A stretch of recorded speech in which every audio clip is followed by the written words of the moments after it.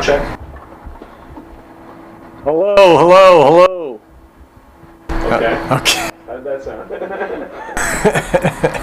good. All right. So, Merry Christmas, everybody. So you'll talk directly to me, and then we'll do some IDs and we'll talk directly to the camera. All right. Cool. Yes. So let's get right down to the meat. Let's get down to the nitty Let's gritty. get down to the real important shit. Okay, the important stuff. I told you could change anything about radio. What would you change? I would change everything about it. And for you can also, if you don't mind, just you can put my question sort of back in your answer. All right. I would change everything about radio. I would change everything about radio because when I was a kid growing up in the '60s, radio to me it was life. You know, it was like DJs who had personality, and they were turning me on to. It was for me. It was the beginnings of what would, of my what would change my life basically. You know, like. I used to listen to WMCA Good Guys in New York and Murray the K, and I got turned on to the Beatles and the Rolling Stones and the Kinks and the Who and all the great music. You know, I mean, the '60s were probably the most influential time in the history of rock and roll music. You know, so many different styles and sounds from the early '60s, the girl groups, Phil Spector, the Ronettes, the Beatles, soul, James Brown, and R&B, and then like the psychedelic period, and the Stooges, and the MC5, and the Doors. I mean, it was so much. There was so much, and then I remember. From AM getting turned on to freeform FM. That's when FM first came in. It was kind of exciting. It was progressive. It was had its own kind of aura about it, where they play the whole album. They play you hear Jimi Hendrix for the first time and stuff like that, Led Zeppelin and all that. And then things started changing in. I guess in like the early '70s, and because I remember like when the Ramones first came out, it was like kind of us versus them, you know what I mean? Almost where them was the big corporate artists, but it was radio who was they didn't want to play anything new. They just wanted to stick to. The safe stuff, at the time it was corporate rock. It was Journey and Foreigner and Boston and Toto and the Eagles and Linda Ronstadt and Kansas and then there was disco music and it was Donna Summers and Don't Rock the Boat Baby and I remember them all, unfortunately. I mean, it was those few like pioneering types who, would take a chance on being like us, like Vince Scelsa and Dennis Elsis at WNEW, and then at LIR years later, and PIX too in New York, and Rodney KROQ in LA, and BCN in Boston. Oedipus, and there were like a few like pioneers scattered here and there that were passionate about the music. You know what I mean? It wasn't strictly about big business. It was still about the music. You know what I mean?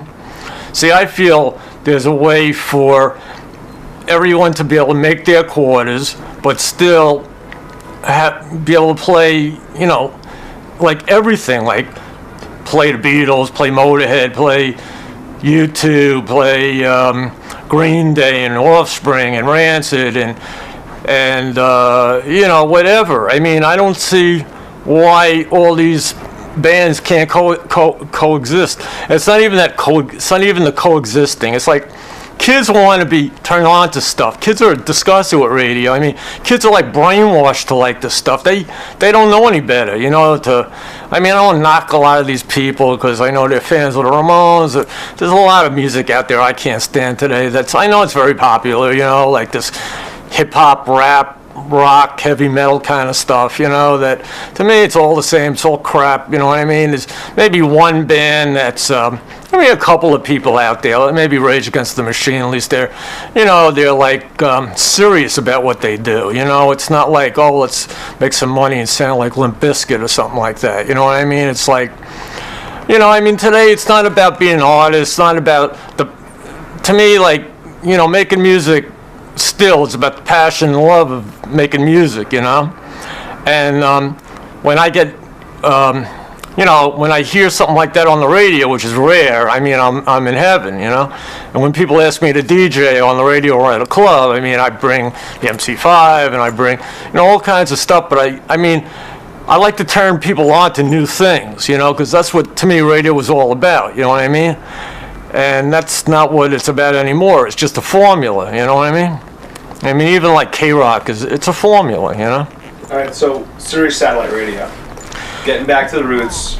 Well, I change the music. I think it's revolutionary because I know, like, as a fan, I remember, like, I remember this vividly, like, back in the 80s, like when KROQ first started out, and the Ramones we'd spend a lot of time out in California. It was kind of like our second home. And that station in the early days was so great, you know, they play like great music, you know. And I remember when we'd be driving up to San Francisco, you know, it would start to fade away, you know, and I wanted to hang on to every last drop of it, you know, before it disappeared. But now with Sirius Radio, I could drive from LA to New York and still have the same channel, which, you know, can't ask for more than that. You know what I mean? That's great. Very cool. Tell us about what projects you're working on. I'm working on a solo record now. I got Marky Ramone on a couple of tracks playing drums and Daniel Ray on guitar, Andy Chernow from the Dictators on bass. But it's in its kind of early stages, and I'm not done yet. You know, I've also been working with a bunch of different bands, like producing or co-producing Ronnie Spector, her new record with Daniel Ray, which is really great. I mean, to me, Ronnie's music was always kind of like early punk rock in its own kind of way, because Ronnie was always cutting edge, you know, and the Ronettes, they had their own thing before they even got involved with Phil Spector, you know what I mean? And she just blows me away. She gives me the chills. I mean, her voice and her attitude, you know. But then there's a band called The Independents from South Carolina. They're into a kind of a horror punk ska kind of thing, and they're totally like over the top. I co-produced their record with Daniel Ray, and really outrageous kind of band, like the way bands like kind of used to be. You know what I mean? As far as, I mean, they're very much now, but they're exciting. You know, they're kind of more like maybe a little more old school. You know, and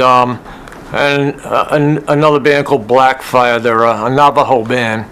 Navajo punk rock band that they mix kind of traditional with their roots with punk rock music, and they're very political, and it's just great stuff. It's just pure passion. It's just really great stuff. So, and I don't know. I'm always open for.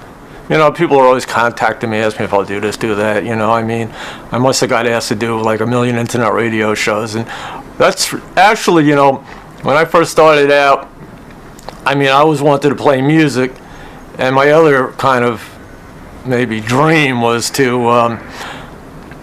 well, I always kind of thought of the idea of being a DJ as well, you know, and I guess my ultimate fantasy would be to own a radio station. Okay. Commercials on radio. How do you feel about commercials on radio, and how do you feel about Sirius being commercial free? Well, it's like It's like sugarless gum. No, it's, I think it's, you know, commercials become a kind of annoying after a while, you know. I mean, if you don't have to have commercials, why have them, you know? I mean, it's like PBS or something, you know?